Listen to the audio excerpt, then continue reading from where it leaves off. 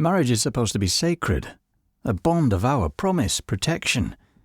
Family is meant to be a sanctuary, your name, your safety, your blood.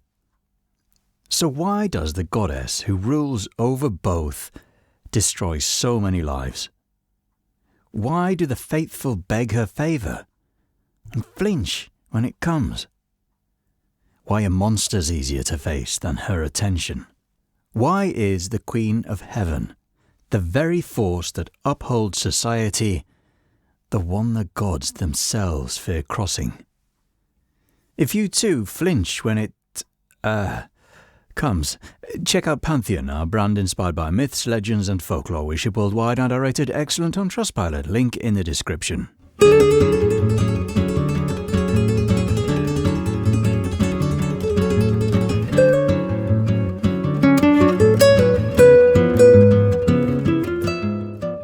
Hera presides over the most sacred institution in Greek society, marriage. She is the guardian of gamos, the lawful, socially recognized bond that legitimizes family, inheritance, and legacy. To the ancient Greeks, marriage was a pillar of civilization, and Hera, as its protector, was a force of order with absolute authority. She's often called the goddess of women and childbirth, but her true domain is structure. The lawful shape of a household, the continuity of bloodlines, the proper transmission of names. In a world where the legitimacy of children determined the fate of entire lineages, she was central. She made a union real. Without her, a marriage was just a coupling, a child was just a bastard, a wife was just a lover. And yet for all her sanctity, Hera is one of the most feared figures in mythology. She is rarely kind, her punishments are legendary, she is provoked by insult, by disorder, she is relentless, unyielding and devastating. What she protects, she also destroys, when it no longer fits the rules she was born to enforce. This is the contradiction that defines her. She's both sanctuary and sentence. Her blessing elevates, her curse annihilates. The very institution that she sanctifies becomes the weapon through which she enacts the punishment. Hera punishes through the law, through the loss of status, through the corruption of bloodlines and the unravelling of futures. Rather than kill, she removes your place in the world. It's easy to fear a monster, but Hera is not a monster. She is a necessity. You cannot ignore her, you cannot bypass her, you cannot survive the structure that she governs without accepting the conditions she imposes. Her justice is terrifying because it is perfectly reasonable, it is proportionate, it is exacting and will not be stopped. So how do we understand a goddess who both protects and destroys the same thing? Why does the one who upholds marriage also become its executioner? Why do mortals continue to pray to her, asking for stability, for children, asking for love, when they know that her gaze may bring consequences they cannot undo? Hera is not the product of her marriage, nor is she a divine accessory orbiting Zeus's throne. To view her as merely a jealous wife is to misread the very nature of the divine authority in Greek myth. Before Olympus was fully formed, Hera's worship was already established. Traces of her reverence appear in Mycenaean inscriptions, long before the political theology of the Olympians was formalized. In early cult practice, she stood alone as a sovereign force in her own right. Her authority was older than Zeus's kingship, and in some local traditions, independent of it. She is queen of Olympus because the cosmos requires a structure that can endure Zeus's chaos. He may be the enforcer, the wielder of thunder, the breaker of oaths, but she is the arbiter. She brings law through force. She brings law through form. Where Zeus rules by imposition, Hera rules by recognition. Her authority is foundational. Her power is tied to function, the formal, lawful bond that creates inheritance, legitimacy, and recognition of lineage. In ancient Greece, the legitimacy of a child determined their right to property, citizenship, and even burial. A union without Hera's blessing was romantic scandal. It was social collapse. Hera's rule is that of the divine registrar. She records names into order, she confirms status, she affirms succession. Without her, no family is lawful, no child is legitimate, no kingdom is secure. She grants existence within the system. To be seen by Hera is to be recognized, and that recognition is everything. This is what makes her fury so devastating. It is the wrath of a sovereign whose laws have been violated by the very gods who depend on them. When Zeus undermines the structure through betrayal, Hera responds like a judge issuing a sentence. To be targeted by Hera is to be written out of the system. Your name, your future, your bloodline, all undone. You are not torn apart. You are removed, made illegible to the order she maintains. That is her punishment. Erasure. She's the queen because without her, nothing lasts. To understand the terror of Hera's justice, we must stop looking for the explosion. Her punishments, they unfold slowly. She rarely strikes directly. She doesn't hurl thunderbolts or split the earth.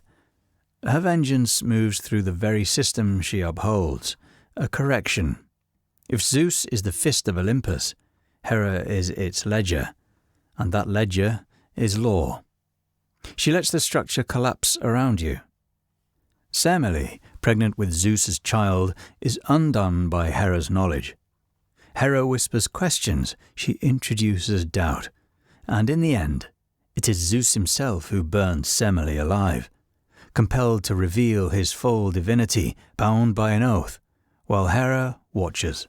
The child survives, but barely, and only being sewn into Zeus's thigh. The cost of a union Hera did not ratify is death, mutilation, and shame. Io is another, transformed into a cow, reduced from woman to beast, from lover to property, a living rejection of status. Hera has her watched, pursued, and tormented with surveillance and silence. The message is clear. Nothing outside her order is safe. And then there is Heracles, born of betrayal, born of Micaiah or adultery. Hera makes his life a sentence.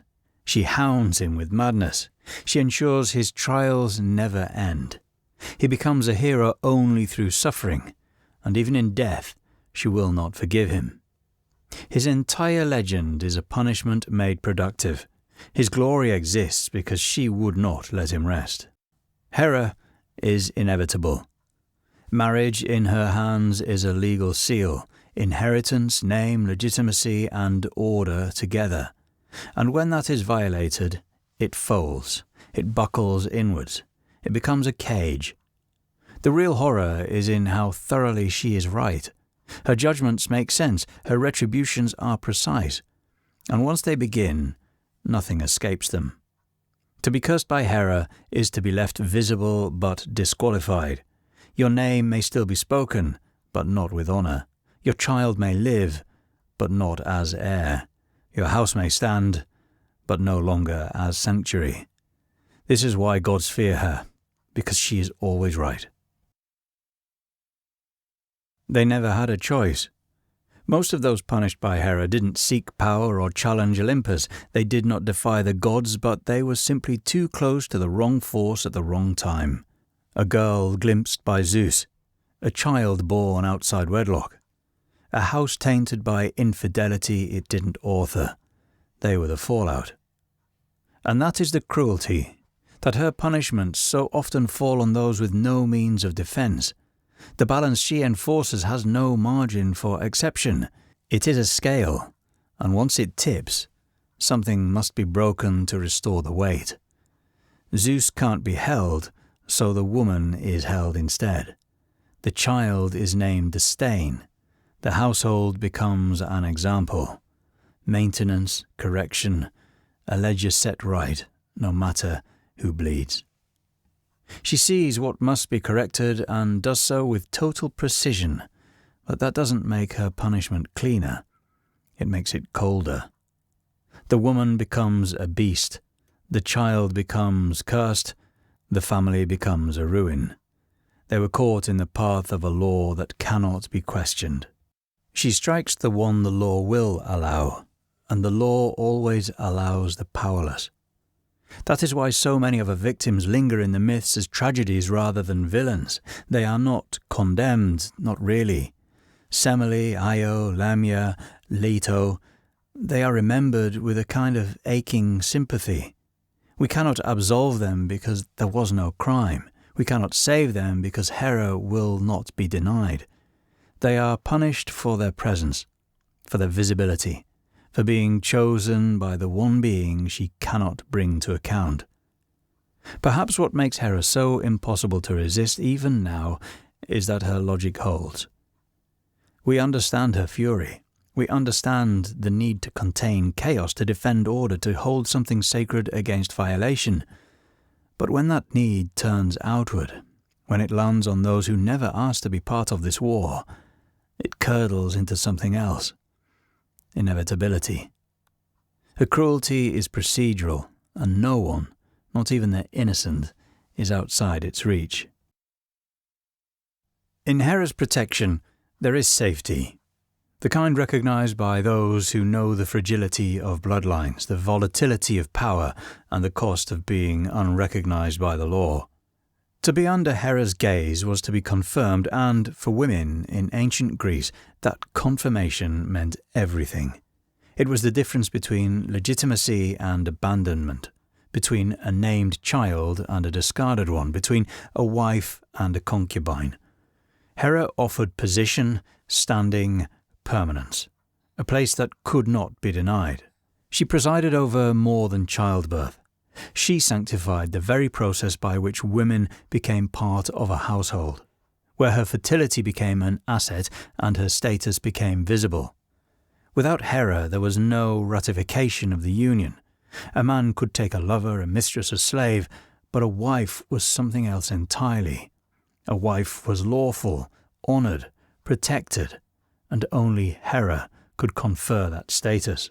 In this sense, Hera was the goddess of survival for women. She was the one who saw them as legitimate, and while her favour didn't guarantee happiness, it guaranteed recognition. To the women of ancient Greece, this mattered. Their social identity, their children's future, even their right to remain in their home depended on it. Her sanctuaries reflected this. They were civic, often located at the boundaries of the polis, the threshold between chaos and order. Oaths were taken there, laws were reaffirmed. Hera was a force embedded in the spine of public life. She was invoked in contracts, in marriages, in treaties. Even wars were something paused in her honour. She was the guardian of the state through the continuity of family. Yet for all this there is a paradox. She is both loved and feared by the same people. A woman might cry out to her for a safe delivery, and then lower her eyes in terror when that delivery is marked by scandal. A bride might ask for her blessing, and then pray not to be found lacking. To honour Hera is to submit to a force that does not bend, but it also means stepping into something larger than the self. Maybe that's why Hera's devotion feels so alien to us now. It's allegiance to a law that protects only what fits its shape. But in a world where the slightest deviation could lead to ruin, such devotion was worshipped. They feared her, but they didn't stop loving her. Fear kept the line in place. To cross Hera meant erasure, and in a society built on oaths and lineage, that was worse than death.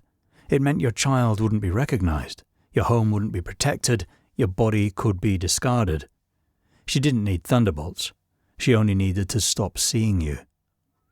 But fear was never the whole story. There is a kind of love born of stability, of knowing the rules even when they hurt. Hera was a protector. She stood at the gates of the city and made civilization possible. Her temples were built into the walls of the polis, etched into the civic fabric of Greek life. She was worshipped as a patron of cities, guardian of treaties, sanctifier of alliances. To pray to Hera was to ask for order that lasts, for your child to be legitimate, your marriage to be lawful, your household to be recognized. It was a devotion that came from the desire to be seen, and from the terror of being overlooked. The rituals prove this. Her festivals were precise, formal, and public. At the Heraya, women raced for Hera's favour, a symbolic offering of obedience and strength. Oaths made in her name were binding. Marriages consecrated under her protection became real in the eyes of the gods. Even her cruelty, when understood, became something to respect. Her fury followed the rules she enforced, and for those who honoured the boundaries, she could be unwavering in her protection. That's why Hera's devotion survives in the myths, as one worthy of loyalty. Love in a world that could unmake you with silence began with being allowed to exist at all. Hera is feared and loved because she never looks away. She sees what must be held even when it breaks her. She sees what must be punished even when it wasn't their fault. She sees the world as it is, full of betrayal, ambition, and compromise, and still chooses to hold it together. She is feared because her justice is precise. She doesn't strike blindly. She waits, she watches, and when the balance tips, she corrects it. She is loved because her law is what lets families exist, what lets names endure, what lets chaos be kept outside the door. She turns a woman into a wife, a child into an heir, and a house into a home. She makes you count. She does not forgive easily. She does not forget quickly. But she never abandons her post.